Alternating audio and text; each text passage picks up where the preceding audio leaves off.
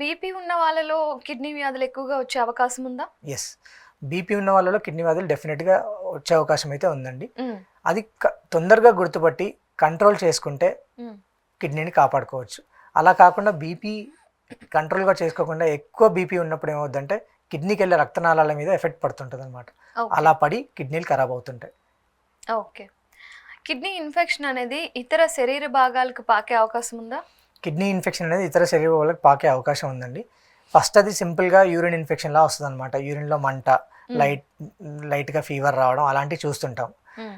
అలాంటిది వచ్చినప్పుడు నెగ్లెక్ట్ చేస్తే ఏమవుద్దంటే మెయిన్గా ఇమ్యూనిటీ తక్కువ ఉన్న పేషెంట్స్, అంటే డయాబెటీస్ కానీ లేదా ఇంకా వేరే ఇమ్యూనో కాంప్రమైజ్ స్టేట్ అంటాం అనమాట, క్యాన్సర్స్ కానీ ఇలాంటివి ఏమైనా ఉన్నప్పుడు, లేదా ఇమ్యూనో సప్రెసెంట్ స్టిరాయిడ్స్ లాంటివి ఏమైనా వాడుతున్న వాళ్ళలో ఏమవుద్దంటే ఇమ్యూనిటీ తక్కువ ఉంటుంది.